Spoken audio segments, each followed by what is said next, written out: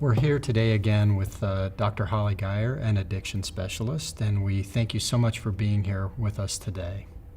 So we're going to be talking a little bit about where do I turn for help? And I know as a parent, having had to deal with this, it was a difficult, situation to learn about it, but then it was even more difficult trying to navigate what do I do? And I know you spent some time on this, and you even wrote a book called Ending the Crisis about this issue. But I think that started because of some personal background that you had, and maybe even was the impetus for you to kind of go down this road and get more engaged in this topic. So maybe we could just start off a little bit with that. Yeah, Kim, you nailed it. It's hard to talk to anyone these days who doesn't have some degree of personal experience on this topic. A new study just came out. It showed 50% of Americans have a close loved one who's actively struggling with addiction. I'm part of that statistic. I had a very close family member who was impacted by this whole process, and it was painful to watch. My personal story, and one of the big reasons I wrote the book is because I think there's opportunities for family members to address addiction in their loved ones and do it well. My personal story, I had a close loved one who unfortunately had a relative, a first-degree relative, who had struggled with addiction through most of their childhood, or at least through their teenage years, and the family became very concerned that that person's impact on the rest of the family would compromise the other children's ability to function, or ultimately even risked the development of drug addiction in them. And so they ostracized that person. Communication was minimal. The kids couldn't speak with this other person, and it really changed family dynamics. I think probably the most challenging part of that story, though, is as the family grew up and they all turned into adults, this person who struggled with addiction became clean. They started to get their life back. They were involved with activities. And despite that, the family members around them continued to hold them at arm's length, almost no communication, because of the concern that they would be at risk for relapse should they ever engage in communication again. And that's not how addiction works. That's not how recovery works. And there's so many opportunities to do this better. So I hope maybe from my personal experience and from what we know in the literature and what's worked for other families, that we can impart some of that knowledge today.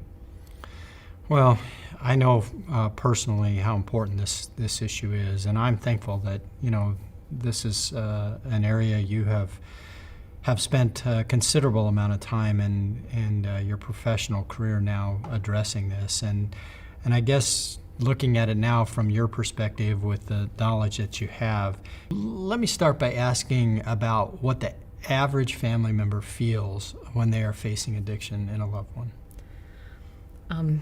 Lonely, frightening. There's a lot of words we could use for this. And for everyone involved, especially if it's happening to someone who filled critical roles in the family. I'm talking fathers or mothers or homemakers or the breadwinner. You can imagine how the whole family unit can dismantle. And as the condition of addiction advances, it's going to start to affect other people. As that person faces unemployment or disability, they're going to create other financial instabilities, and that's going to put further burdens on other people. And then we've got these negative emotional states that we talked about in one of our other discussions. And these negative emotion states can diffuse through the whole household.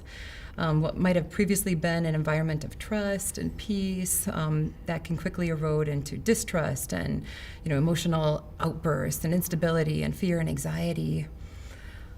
With all these negative emotions, you're going to see changes in communication patterns. This is probably one of the most destructive parts of addiction. The emotions that stem from all the mistrust and loneliness and anger and neglect on the person or family members experiencing the side effects of addiction is going to oftentimes turn into resentment and then blame, and this cycle perpetuates. In the end, communication can be pretty less frequent, minimally productive if it does happen, and oftentimes non-existent.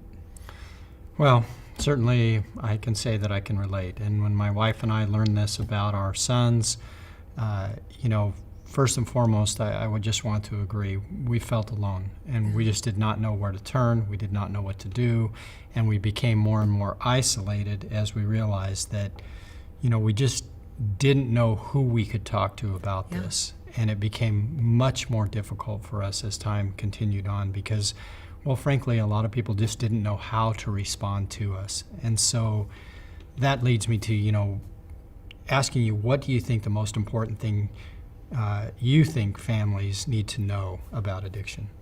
Rule number one, if our families listening are feeling any of this, you are not alone. You are the norm. This pattern is expected in many situations, and it gets worse over the advancement of the addiction and the life cycle of it.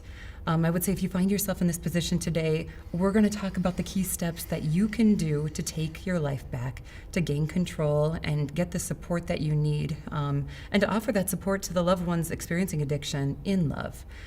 In this section, I really want to focus more so on the severe states of addiction when families are most impacted. Early states of addiction may not mean or require the degree of intervention we're going to talk about for the next few minutes, but it's good to keep in mind if situations devolve. Great. Well, I think, one of the greatest emotions family members feel is fear. When it really comes down to it, it's that fear of losing your loved one, fear about an overdose, your family is pulled apart, your finances are being, strained, your reputation, and how you feel around others is impacted significantly. And there's many, many other issues. And it's a very scary problem for a family to deal with. And is there anything you can say to families to help with that fear? Because that is overwhelming. Yes, the odds of success are with you. I'm going to say it again. The odds of success are with you. Recovery for most people struggling with addiction is the norm, not the exception. The literature has hinted at this for years, but we had a great study that was done in 2018. It looked at 43,000 people endorsing a history of substance use. And they found that despite, nearly 1 out of every 10 Americans having struggled with a disorder, more than 75% of those people were in active recovery. So it's key, Kim, to understand. Those that receive treatment are going to have a better outcome, are going to have a greater odd of achieving that outcome. But many of those who don't even make it to a point of achieving a state of going into a program or engaging in regular activities will still at some point reach sobriety and then go on to lead a very fulfilling life. So the key takeaway, I would say, is that there is a very likely end date to the drama and all the pain. The key is you as a family member helping them bridge that person to the date. Well, that's encouraging because, most people believe otherwise. And I think it's for the obvious reasons that we continue to hear about the loss of life and we continue to hear about how many times individuals relapse. But the odds are actually more for you if you can stick with this for the long haul and realize that it may not be something that's quick and it may not be something that happens overnight, but it's certainly something that, as an individual like my wife and I, who felt like we were losing control of our life, and I think you sort of alluded to that fact that, you may feel like that. And we were trying to deal with this, but we felt like our life was just unraveling. Can you elaborate on that?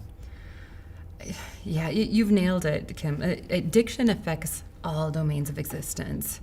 The lives of loved ones with addiction are so closely intertwined with our own. What affects them is going to affect us. And so this means that when someone with a substance use disorder starts to spiral out of control, they're going to take us with them. The first step to addressing addiction is taking back control of the parts of your life that you can control. The most important part of what you can and should control is your personal safety and that of any of your dependents. I'm talking kids. Is your loved one drinking and driving? Are they bringing drugs into the house? Is their drug use associated with any of the criminal activities, or are they using weapons? These are all key to think about. So when you talk about trying to deal with that in particular, especially issues with safety, maybe we should talk about that, ending that, behavior or doing something as the person that needs to set some boundaries here. Could you talk a little bit more about that? Kim, if any of these things that impact your safety or your loved one's safety is going on, I would say the first step number one, is to end that behavior today, not tomorrow, today. There are deaths across America because drugs make it into the wrong hands or unsavory personalities enter the household. You need to be proactive. You have the right and the responsibility as a family member to set limits to any activities that are going to compromise safety. And these can be activities that impact both the emotional and physical health of you or your family. So one of the best things that you can do is set those boundaries and set them early. So let's talk about boundaries. That's to me, I always like to break it down to, what's okay and what's not okay, and maybe you could talk a little bit more about that and what it looks like from your perspective. Yeah, setting boundaries, it might involve firmly declaring what you can and cannot let happen in the household. And then, of course, documenting and making sure they're aware of any associated consequences, like police involvement if that person's not adhering to your requirements, all the way to either evacuating the environment yourself or forcing that person using the drugs to find alternative housing. Don't feel guilty. Some have found it very helpful to draft a list of safety mandates that must be adhered to, and to having that person using substances sign it and then hang it somewhere very obvious for easy recognition. Remember, a lot of addiction is that pursuit of short-term gain at the expense of long-term consequences. Don't let you or those you love be victim to those consequences, Kim. Well, and I want to be clear, we're talking about these issues of safety. And, we don't jump to the issue of, somebody has to leave a home immediately just because we've discovered an issue here. Mm. But like you have just said, I have had individuals talk to me and they were being physically abused. Some of them were being held against their will, choked, guns pulled on them, things like that. And they were afraid of saying, no, you can't live in my house. And really what we're talking about here is when it's like this and there's a safety issue, those type of boundaries are critical. Kim, drugs have already claimed one victim in that scenario you just laid out. Don't let it claim two or more. So what are the next steps after that? Once your safety is intact, the next step is really going to be taking a close look at the roles you fill and the roles they used to fill, and then identify what's left unattended, what's on the to-do list. I would say unless severe forms of addiction, this is probably not an issue in most cases. But in more severe forms, family members are going to find themselves picking up the pieces of loved ones that can't fulfill their roles anymore, and this is going to be tough. Start off by identifying what immediate needs need to be addressed, and then seek assistance or step in to support them. Assuming the roles that the person using drugs can no longer complete can be a huge burden to family members. I get that. And living or picking up the pieces, I should say, could involve, either getting a job yourself to help manage family expenses. Some people have had to transport kids before and after school or to activities.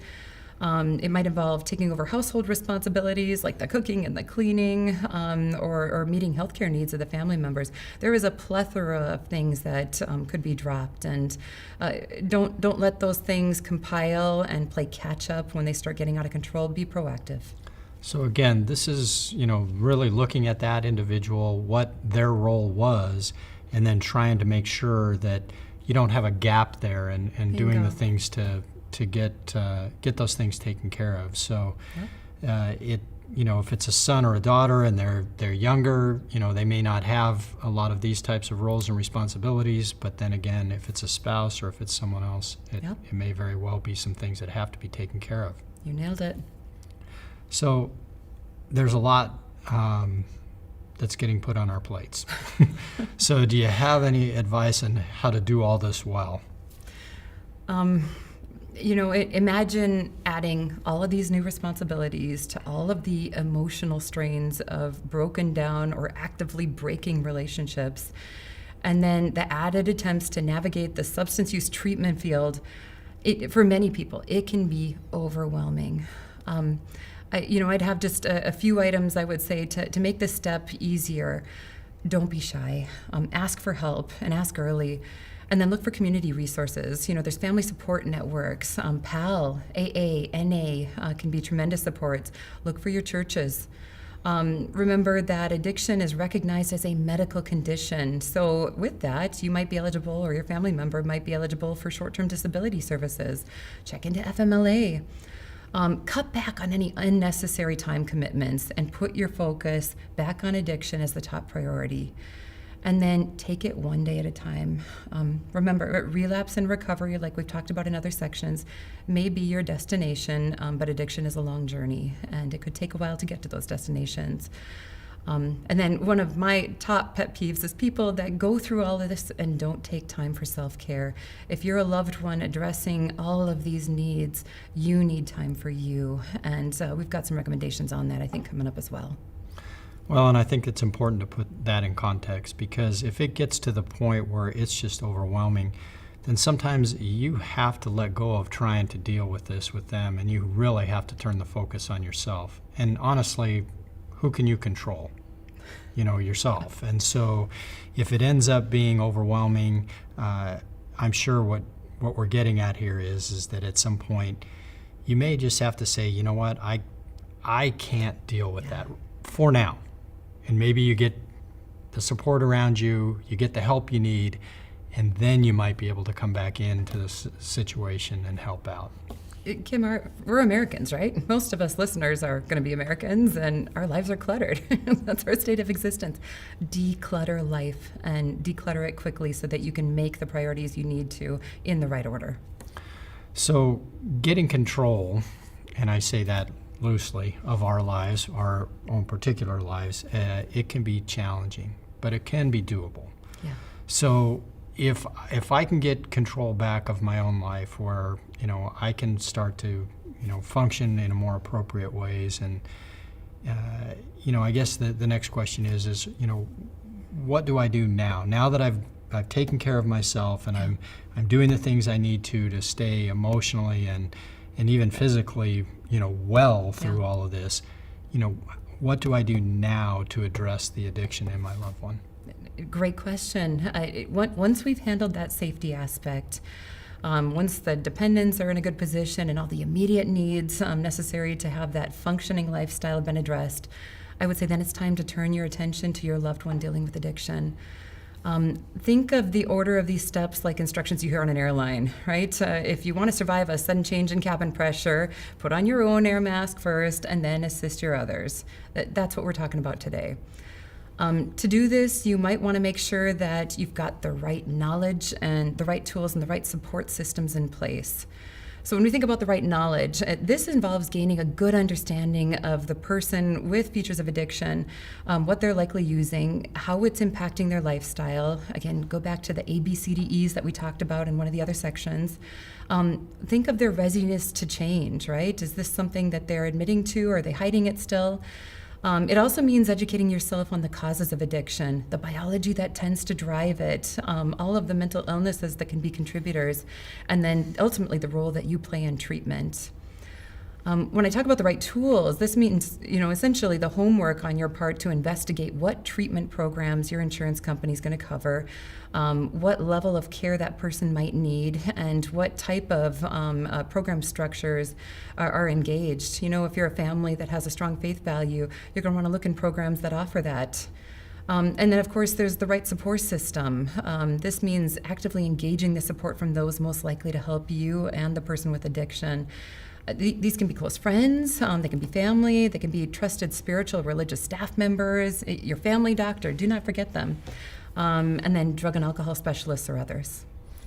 Yeah, and as we've talked about in other sections, we've gotten into some of the issues where, there's only so much you can do, and sometimes we spend a lot of time doing all of this only to be frustrated by the fact that they're not interested, they're not willing, they're not ready, for any other way to say it. And so, once again, putting this in context, we're dealing with somebody that maybe this is the first time we've been around this issue. We're trying to do the best we can. We do all of our homework, and then we try and set them up for success. And then we have to kind of go from there. So I assume that makes sense, right? I mean, at some point, Absolutely. you can't keep doing things until they're ready to do them.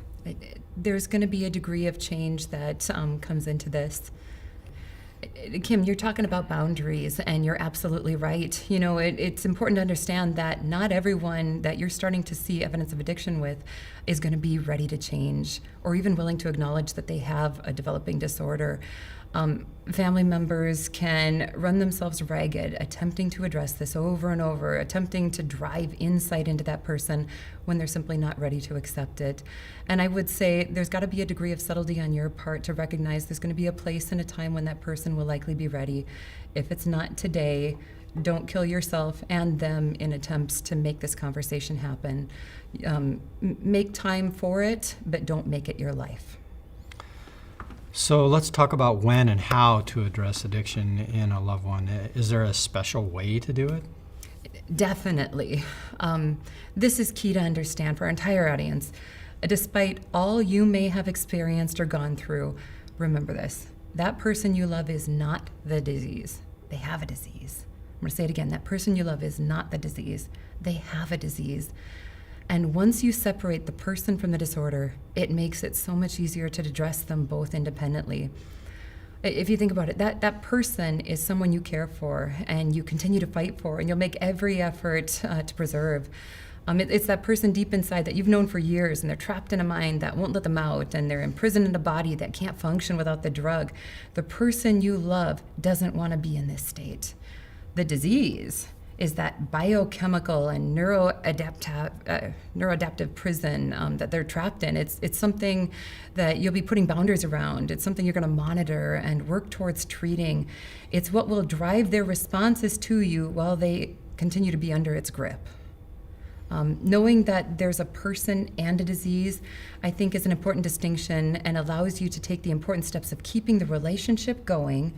It can help you when times get rocky or comments are harsh to keep focused on the end results. With all family members that may have gone through this at times, nothing could be easier than removing yourself from the relationship. But remember, your relationship might be the only access point that person has to getting the help they need. And so as long as you can try and keep that door open, and assuming that it hasn't gotten to the point of its, like we've talked about before, where there's safety or issues where it's out of control, having an open relationship doesn't necessarily mean doing things or giving them things or those types of things. It simply means maintaining that relationship to where you can still be a positive influence in their life. Bingo. You're nailing it, Kim. When I think back to that personal story that impacted my family, that the understanding on the part of the individuals that kept that loved one at arm's bay was misinformed. It was an assumption that any relationship would be a destructive relationship. And what they negated in that process was the possibility that having safe boundaries could preserve the relationship and still allow there to be one. I would say the data shows that family members play an integral, a critical role in navigating those that need treatments. In fact, oftentimes they might be the only access point to treatment. I would say that the caveat to the concept of staying in touch is making sure that you and your immediate loved ones close to that person are staying safe, both physically and emotionally. If you're noticing that every encounter is confrontational, or if that person is demeaning, or if they're making horrible comments that make you feel unwell, put a distance between you and their threats. Find another way to communicate.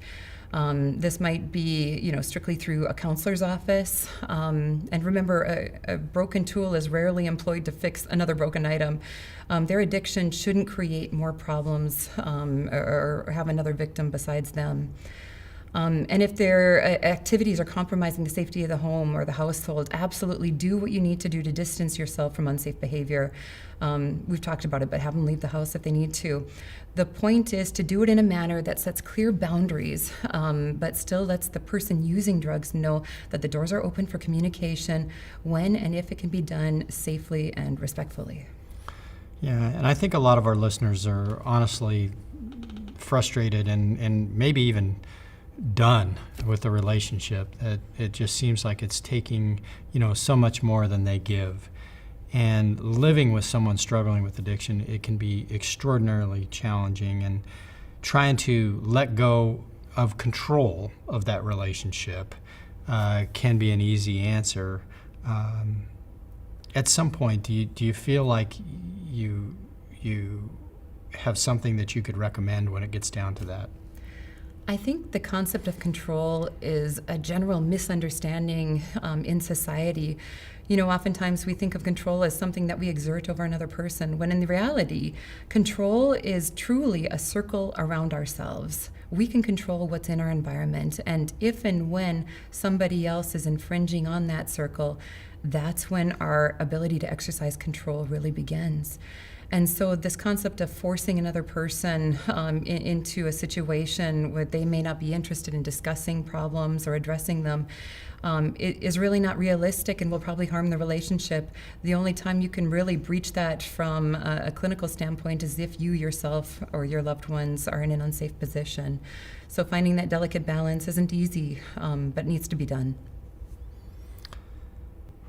Let's talk about the key steps to, approaching a loved one about your concerns with addiction.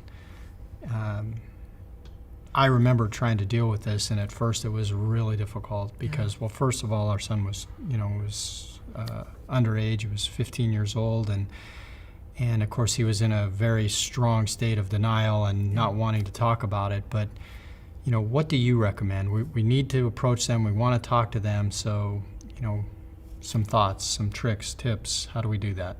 I would go back to those 3 key tricks that we wanted to keep in our back pocket. We talked about a few minutes ago, having the right knowledge, the right tools, and then the right support system.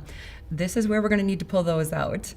When we address addiction in a loved one, remember, this is going to be a process. There are a million reasons that person likely won't want to hear your concerns or the evidence, and try attempts to address these issues are oftentimes very unsuccessful.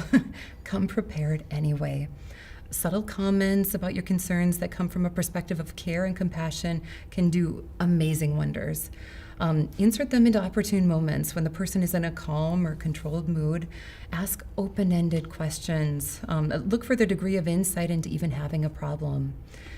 And if that person demonstrates an understanding of having a problem, take it. Offer support, offer assistance immediately. You will be so glad that you did your homework and have potential tools or resources or treatment programs in that back pocket. The support network that you've built can help play a similar role, as well as offer you that emotional and social and spiritual support you're going to need to stay committed to the cause, especially if that person's in denial. Remember, this is going to take time. It's going to probably be over multiple discussions, weeks, months, sometimes years. And as the consequences build up, you might see their level of insight grow, their willingness to change evolve. Again, you're waiting for that date until they're gaining insight and they commit to treatment, or they've slowly evolved out of the addiction process and are in a state of recovery. This happens in 75% of cases. In some situations, you might need to take a more formal approach, and these can be tough. This might need to be addressing addiction in a situation called an intervention. These present kind of semi-formal meetings. They're often resolved for situations where a person simply refuses to address the topic or becomes overtly hostile when it's brought up, or if they're facing immediate life-threatening consequences from their drug use patterns. There's a variety of ways to do it, and it can be done well.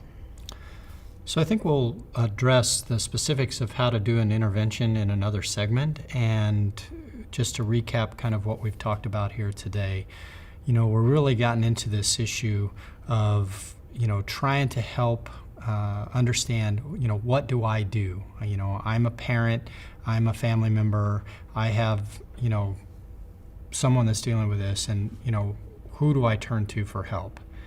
And I guess if you or any last minute thoughts about it, because I can say that when I was dealing with this, this was extraordinary for us, because honestly, we didn't know who to turn to. Addiction has such a stigma, and that stigma not only travels with the person struggling with addiction, but their loved ones, right?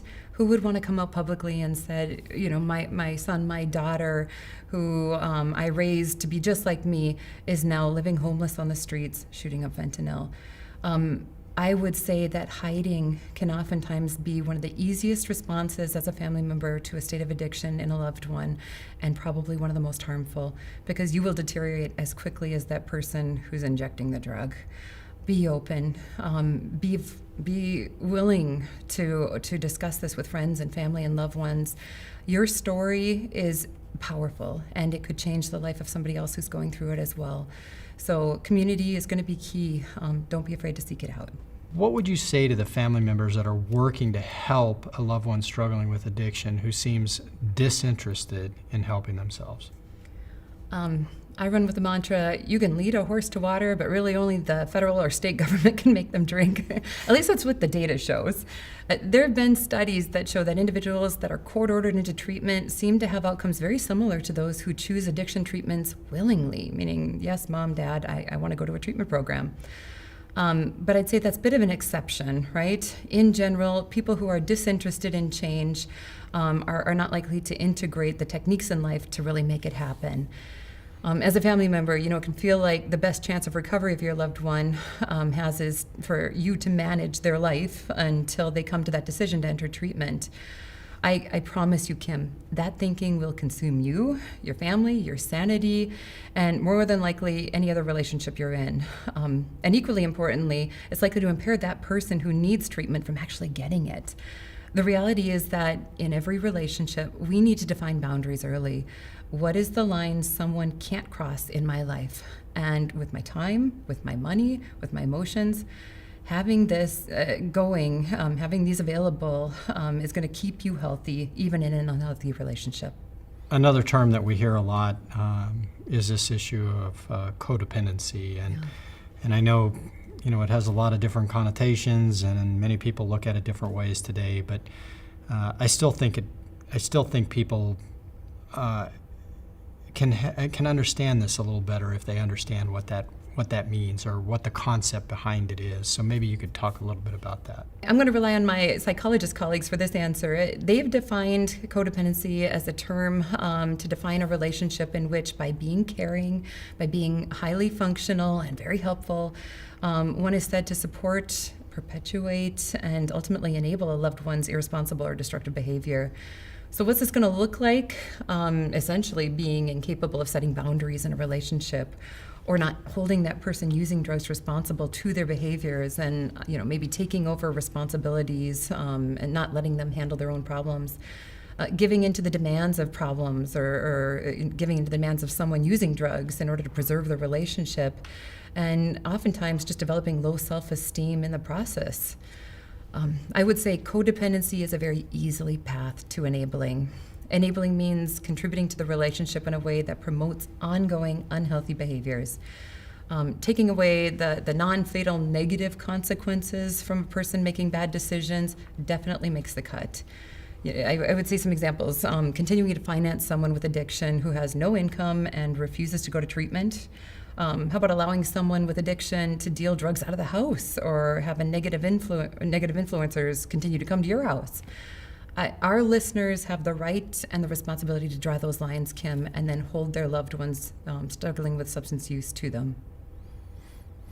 So I can say that was one of the most difficult things for us to understand. And, my wife and I would say that the most important thing that we started to learn was the fact that we do not want to contribute to this. We do not want to make it worse. We want to do whatever we can to help them in a healthy way. And that was the key, is we didn't start talking about right and wrong. We started talking about healthy versus unhealthy things that we can do. Yeah. And I think that goes back to your idea of doing your homework so that you can know what are the healthy things I can do to help my loved one. Absolutely. We've talked about doing our homework to help that loved one find a treatment option. And this is a gracious act of really giving them a tool to help them escape their addiction, but it is up to them to use it. Intervene with your concerns, bring up the tools you found, set your boundaries, but let them make the choice. Bailing them out of bad ones will only teach them that their decisions aren't paired with consequences. And I think that's a hard thing to understand because we just always think of consequences and we go down the road of the worst case scenario. And yet it goes back to what we've talked about before. You can't control another person. Yep. And so taking on the idea that you're in control of whatever the outcome is sort of falls into that same thing. And Kim, my heart goes out to parents. For upwards of 18 years of a person's life, they were in a situation where they were that person bailing this person out of problems, right? They were staging the intervention for other problems to fix their life. And once someone's an adult, right, even in their teenage years, there's some degree of autonomy, and we need to respect that. There's ways to deal with it, and we want to prepare our audience for that.